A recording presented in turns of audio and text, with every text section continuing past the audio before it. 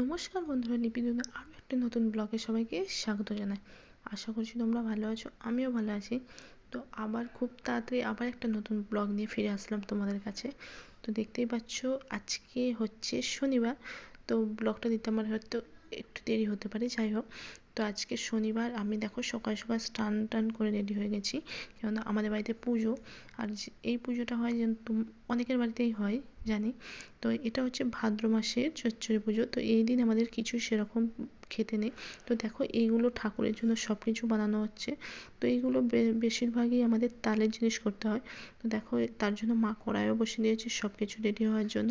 তো দেখো এখানে তালের পিঠে হবে, কলার বড়া হবে, ফুলুরি হবে, অনেক কিছুই হবে। তো এখনও আস্তে আস্তে করতে থাকি। তো দেখো দেখো সবটাই আস্তে আস্তে হবে, বেগুনি হবে, কুমড়োর বড়া হবে। আর তো দেখো মা একটা একটা করে পিঠে শুরু করে দিয়েছে, তো দেখতেই পাচ্ছ। আর আমি এইদিকে মা আমাকে দেখিয়ে দেখিয়ে দিচ্ছে, আমি একটু একটু করে জানি। তো মা এইগুলো আগে একটু ঠাকুরের জন্য করে নেবে, তারপর আমি বাদ বাকিগুলো আমিও করব। তো আস্তে আস্তে দুজনে মিলে যতটা সম্ভব করার চেষ্টা করব। এবার আমাদের ঠাকুর মশাই এসে যাবেন পুজোর জন্য। তো চলো ঠাকুর সব কিছু রেডি করে নিই।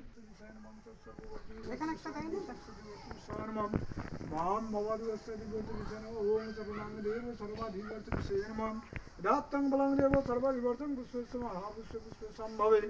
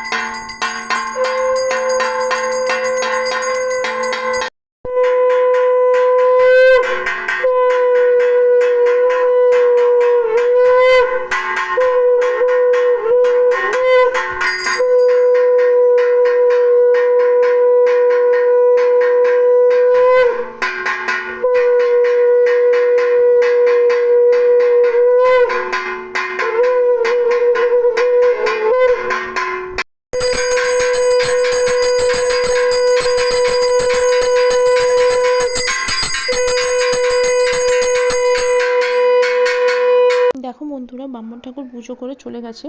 তো তারপর মা বাড়ির যে মনসা পুজো মা করছে, তো ওইটা ঠাকুর মশাই করে যাওয়ার পরেই আমাদের করতে হয়। তো দেখো এগুলো সব রেডি করে তারপর পুজোয় বসে পড়েছিল মা। দেখো দেখো অবস্থাটা দেখো আকাশে। তো ভাগ্যিস পুজোটা হয়ে গেছিলো, তো পুরো আকাশ অন্ধকার করে গেছে, প্রচুর ভাবেই মেঘলা করে গেছে। তো এবার মনে হচ্ছে বৃষ্টি আসবে, তাহলে খুব ভালোও লাগছে না। আমাদের পুজোও হয়ে গেছে আর আকাশটা ভীষণভাবে মেঘলা করেছে।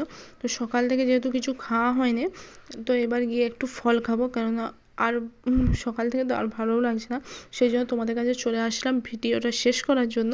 তো আগের বছরের মতো এবছরও একইভাবে তোমাদের ভিডিওটা দিলাম। তো যাই হোক, ভিডিওটা আর কন্টিনিউ করছি না।